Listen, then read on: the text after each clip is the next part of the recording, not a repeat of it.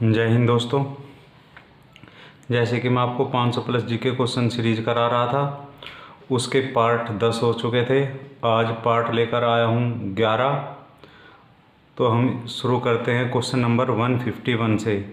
आयात और निर्यात पर लगने वाला कर है। आयात और निर्यात पर लगने वाला कर है। विकल्प है आयकर, व्यापार कर, सीमा शुल्क, उत्पाद शुल्क। तो इसका उत्तर क्या हो जाएगा? इसका उत्तर हो जाएगा सीमा शुल्क। जो ये सीमा शुल्क है, ये आयात और निर्यात पर लगने वाला कर है, सीमा शुल्क।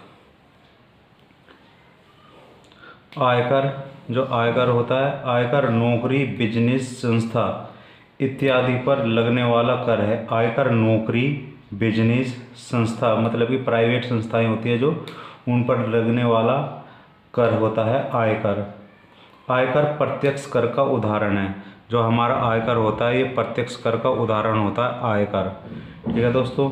अप्रत्यक्ष कर कौन कौन से होते हैं? अप्रत्यक्ष कर होते हैं उत्पाद कर, सीमा शुल्क, तट कर मतलब कि तट पे लगने वाला कर, बिक्री कर, ये होते हैं अप्रत्यक्ष कर। अब हम करते हैं अगला प्रश्न। अगला प्रश्न क्या है? 3D फिल्म देखने के लिए प्रयुक्त चश्मे में होता है।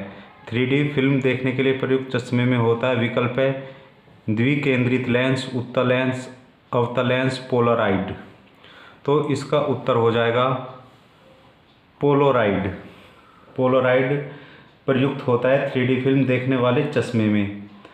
उत्तल लेंस, जो उत्तल लेंस होता है, उत्तल लेंस दूरदृष्टि से पीड़ित व्यक्तियों के चश्मे में प्रयुक्त होता है। उत्तल लेंस दूरदृष्टि से पीड़ित व्यक्तियों के चश्मे में प्रयुक्त होता है। इसे याद करने का तरीका क्या हो जाएगा?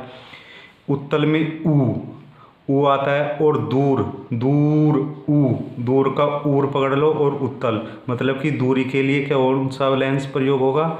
उत्तल लेंस। अवतल लेंस निकट दृष्टि से पीड़ित व्यक्तियों के चश्मे में प्रयुक्त होता है।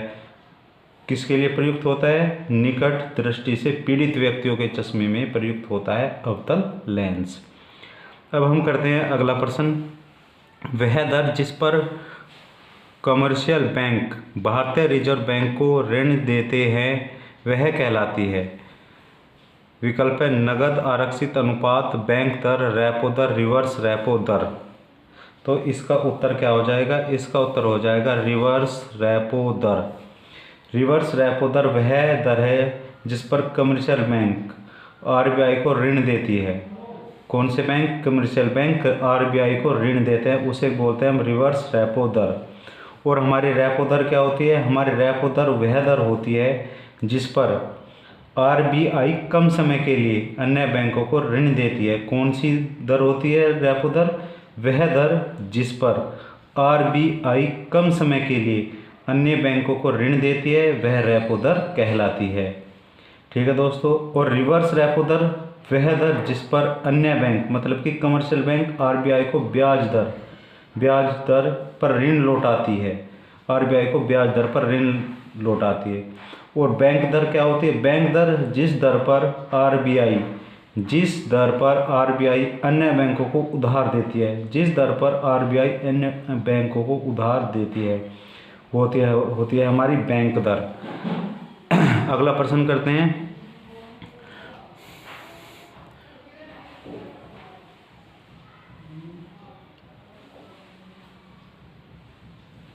प्रोटीन बने होते हैं। प्रोटीन बने होते हैं। विकल्प है शकरा, वसा अम्ल, न्यूक्लिक अम्ल, अमीनो अम्ल। तो इसका उत्तर क्या हो जाएगा? अमीनो अम्ल। अमीनो अम्ल से बने होते हैं हमारे प्रोटीन। 20 अमीनो अम्ल मिलकर एक प्रोटीन का निर्माण करते हैं। कितने अमीनो अम्ल मिलकर एक प्रोटीन का निर्माण करते हैं? 20 अमीनो अम्ल मिलकर एक प्रोटीन का निर्माण करते हैं। ठीक है दोस्तों। अगले प्रश्न की तरफ बढ़ते हैं। 1789 की फ्रेंच क्रांति का महान योद्धा कौन था? 1789 की फ्रेंच क्रांति का महान योद्धा कौन था? विकल्प है Napoleon Bonaparte, Adolf Hitler, King Louis 16वां, बेनिटो मुसोलिनी। तो इसका उत्तर हो जाएगा नेपोलियन बोनापार्ट।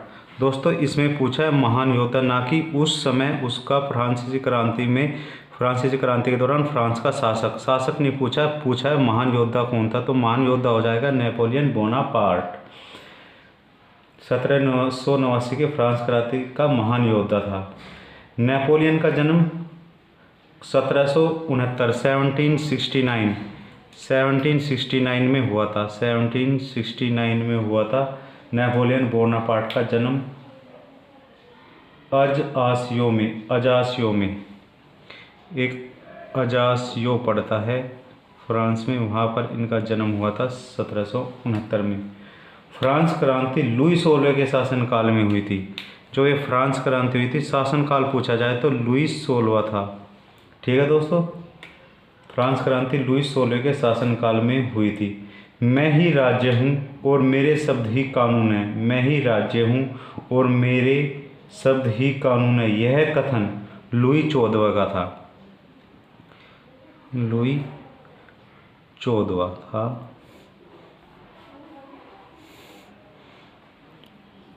सत्रह सौ 1789 फ्रेंच क्रांति का महान योद्धा कौन था? ये हो जाएगा नेपोलियन बोनापार्ट। महान योद्धा पूछा है इसमें तो नेपोलियन बोनापार्ट। अगर आपसे पूछ लिया जाए कि किसके शासनकाल में हुई थी, तो शासनकाल हो जाएगा किंग लुई 16वां के। और इसमें था मैं ही राज्य हूँ और मेरे शब्द ही कानून है, यह कथन था लुई 14वां का। ठीक है दोस्तों, अब हम करते हैं अगला प्रश्न। मेरी कहानी पुस्तक के लेखक, मेरी कहानी पुस्तक के लेखक कौन हो जाएंगी? तो मेरी कहानी पुस्तक के लेखक हो जाएंगी MC मैरी कॉम। ठीक है दोस्तों, MC मैरी कॉम। अगला प्रश्न करते हैं, शारदा अधिनियम संबंधित है। ये शारदा अधिनियम किससे संबंधित हो जाएगा? विकल्प है विधवा पुनर्विवाह, बाल मजदूरी, अंतर्जातीय विवाह, बाल विवाह। तो इसका उत्तर हो जाएगा बाल विवाह, विकल्प डी। ठीक है दोस्तों, ये जो शारदा अधिनियम आया था, ये आया था सन 1930 ईस्वी में। सन 1930 ईस्वी में लॉर्ड इरविन के प्रयासों से, लॉर्ड इरविन के सहयोग से आया था। Lord Irwin. और इसमें हुआ क्या था? इसमें लड़कों की उम्र न्यूनतम 14 वर्ष तथा लड़कियों की उम्र तो 14 वर्ष हुई थी, लड़कों की हुई थी 18 वर्ष, जो शादी के लिए निर्धारित की गई थी। लड़कों की 18 वर्ष, लड़कियों की 14 वर्ष। ठीक है दोस्तों,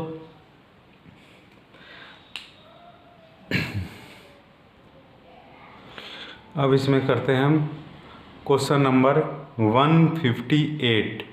तो 158 क्वेश्चन क्या हो जाएगा? हमने इतिहास से यह सीखा है कि हमने इतिहास से कुछ नहीं सीखा, किसने कहा था? विकल्प है William Shakespeare, Leo Tolstoy, George Bernard Shaw, George Washington. तो इसका उत्तर क्या हो जाएगा? जॉर्ज वाशिंगटन का कथन था, हमने इतिहास से यह सीखा है कि हमने इतिहास से कुछ भी नहीं सीखा है। जॉर्ज वाशिंगटन अमेरिका का पहला राष्ट्रपति था और अमेरिका स्वतंत्रता संग्राम का नायक भी था। जो जॉर्ज वाशिंगटन थे, ये अमेरिका के पहले राष्ट्रपति थे और जो अमेरिकी स्वतंत्रता संग्राम था वो इनकी ही अध्यक्षता में हुआ था। अमेरिकी क्रांति कब हुई थी? 4 जुलाई 1776। 4 जुलाई 1776 को अमेरिकी क्रांति हुई थी।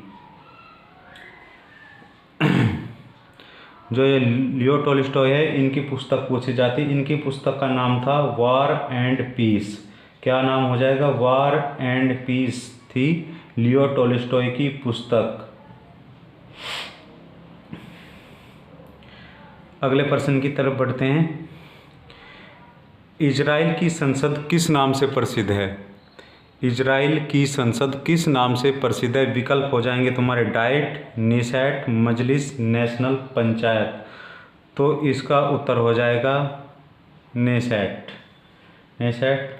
अगर आपसे पूछ लिया जाए कि जापान की संसद का क्या नाम है? जापान की संसद का नाम हो जाएगा डाइट। यदि आपसे पूछ लिया जाए कि मजलिस किस देश की संसद का नाम है, तो मजलिस हो जाएगा मालदीव और ईरान। मालदीव दो देशों की संसद का नाम है मजलिस मालदीव, और ईरान की संसद का नाम हो जाएगा मजलिस। ठीक है दोस्तों। नेशनल असेंबली किसकी हो जाएगी? नेशनल असेंबली हो जाएगी पाकिस्तान की। नेशनल असेंबली हो जाएगी पाकिस्तान की। भारत की संसद का क्या नाम है? तो भारत की संसद का नाम हो जाएगा संसद। स्पेन की पूछ लिया जाए कि स्पेन की संसद का क्या नाम है? स्पेन की संसद का नाम हो जाएगा, स्पेन की संसद का नाम हो जाएगा कोर्ट्स। क्या हो जाएगा? कोर्ट्स।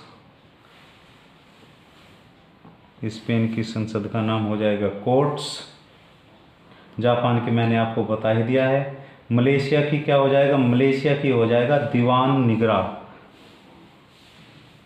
मलेशिया, मलेशिया की संसद का नाम हो जाएगा दीवान निगराह, दीवान निगारा हो जाएगा दोस्तों, दीवान निगारा। रूस की आपको होगी, रूस की हो जाएगी ड्यूमा।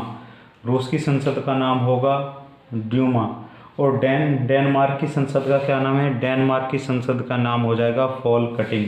क्या हो जाएगा डेनमार्क की संसद का नाम? फोलकटिंग। अब हम बढ़ते हैं अगले प्रश्न की तरफ। मनुष्य किस संघ का प्राणी है? मनुष्य किस संघ का प्राणी है? विकल्प है मोलस्का, कोर्डेटा, पोरीफेरा, एम्फीबियन।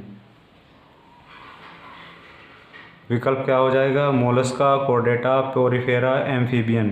तो इसका उत्तर क्या हो जाएगा? इसका उत्तर हो जाएगा कोर्डेटा। कोर्डेटा संघ का प्राणी हो जाएगा मनुष्य। अगले प्रश्न की तरफ बढ़ते हैं। मोहिनी अट्टम किस राज्य का नृत्य है? मोहिनी अट्टम किस राज्य का नृत्य है? विकल्प है तमिलनाडु, आंध्र प्रदेश, ओडिशा, केरल।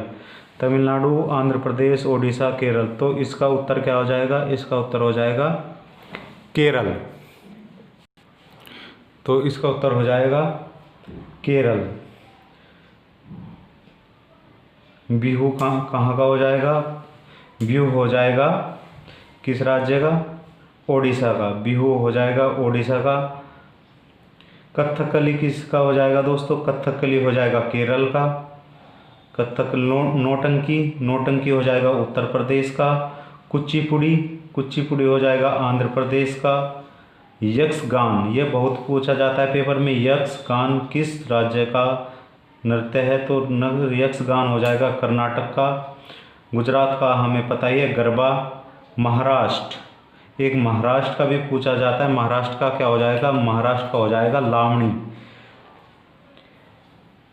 महाराष्ट्र, महाराष्ट्र का लोक नृत्य हो जाएगा क्या? लावणी, लावणी। ठीक है दोस्तों, महाराष्ट्र का लोक नृत्य हो जाएगा लावणी। अगले प्रश्न की तरफ बढ़ते हैं। जेट इंजन का आविष्कार किसने किया था? जेट इंजन का आविष्कार किसने किया था? विकल्प है Karl Benz, sir Frank Whittle, Thomas Savery, Michael Faraday. Karl Benz, sir Frank Whittle, Thomas Savery, Michael Faraday. तो इसका उत्तर दीजिए दोस्तों। इसका उत्तर क्या हो जाएगा? इसका उत्तर हो जाएगा sir Frank whittle. Sir Frank whittle ने आविष्कार किया था जेट इंजन का। ठीक है दोस्तों। विद्युत चुंबकीय प्रेरण विद्युत अपघटन का नियम, जो विद्युत चुंबकीय प्रेरण है उसका नियम किसने दिया था? माइकल फैराडे ने। माइकल फैराडे ने दिया था विद्युत चुंबकीय प्रेरण का नियम। अगर आपसे पूछ लिया जाए स्टीम इंजन जिसमें कंडेंसर लगे हुए थे, स्टीम इंजन, उसका आविष्कार किसने किया था? उसका आविष्कार किया था जेम्स वाट ने।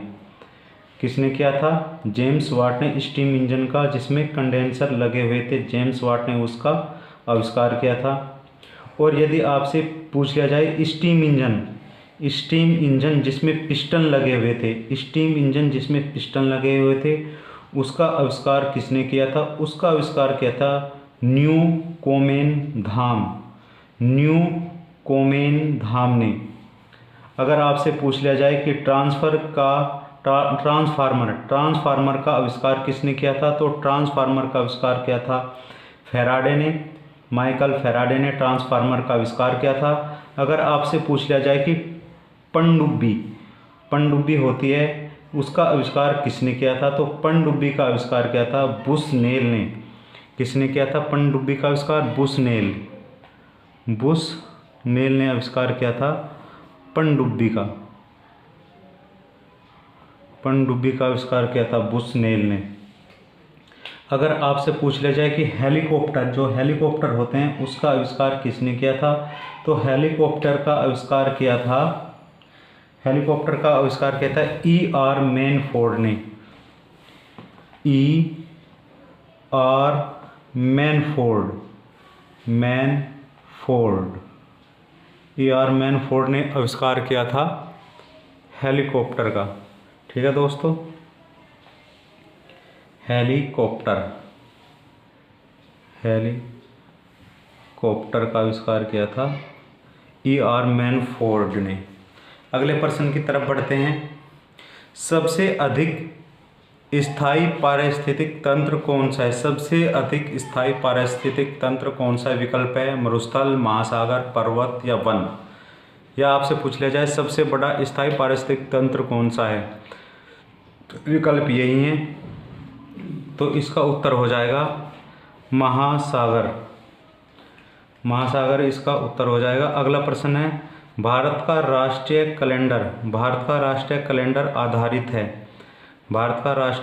आधारित है। विकल्प है ग्रेगोरियन कैलेंडर एवं सक्समत दोनों पर, हिजर संवत पर, माया संस्कृति पर, इनमें से कोई नहीं। तो इसका उत्तर हो जाएगा ग्रेगोरियन कैलेंडर एवं सक्समत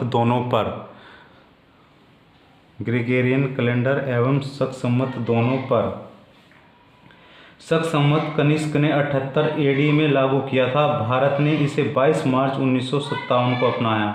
सक्समत कनिष्क ने 1878 ईस्वी में लागू किया था। भारत ने इसे 22 मार्च 1957 को अपनाया था। इसका पहला महीना चैत्र तथा अंतिम महीना फागुन होता है। ठीक है दोस्तों, अगला प्रश्न करते हैं। सबसे अधिक आघातवर्धक कौन सी है? तो विकल्प है चांदी, सोना, लोहा, प्लेटिनम। तो इसका उत्तर क्या हो जाएगा? सोना। इसका उत्तर हो जाएगा दोस्तों सोना सबसे अधिक आघातवर्धक है। प्रकृति में सबसे मुक्त अवस्था में सोना पाया जाता है। इसका मतलब है सोना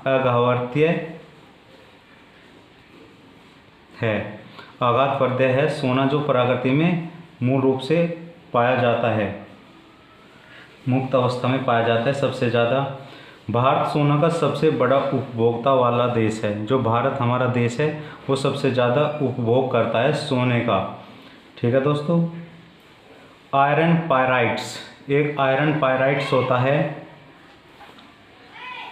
आयरन पायराइट्स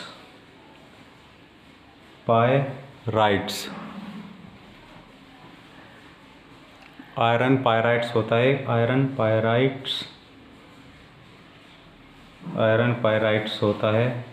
आयरन पायराइट्स होता है। इसका इसे क्या बोलते हैं? इसे बोलते हैं झूठा सोना। बहुत पूछा जाता है झूठा सोना किसे बोलते हैं, तो आयरन पायराइट्स को बोलते हैं। इसे बेवकूफ़ों का सोना भी कहा जाता है। ये क्वेश्चन भारत का राष्ट्रीय कैलेंडर आधारित है, तो ये हो जाएगा ग्रेगोरियन कैलेंडर पर एवं सक्समत दोनों पर। इसको जो सक्समत है इसकी शुरुआत किसने की थी? इसकी शुरुआत की थी कनिष्क ने। कब की थी? 78 ईस्वी में। और भारत ने इसे 22 मार्च 1957 को अपनाया था। इसका पहला महीना कौन सा हो जाएगा? चैत्र, तथा अंतिम महीना हो जाएगा फागुन। ठीक है दोस्तों, अगर आपको यह वीडियो अच्छी लगी हो तो वीडियो को लाइक करें, वीडियो को शेयर करें और मेरे चैनल को सब्सक्राइब करें। दोस्तों आप वीडियो को पूरी देखा करें। ठीक है दोस्तों, मैं इसमें जो कराता हूँ इसको क्वेश्चन के में एडिशन चीज़ें भी बताता हूँ क्वेश्चन के साथ साथ में। तो मैं चाहता हूँ कि आप पूरी वीडियो को देखें और वीडियो को लाइक करें और शेयर करें और मेरे चैनल को सब्सक्राइब करें। जय हिंद, जय भारत।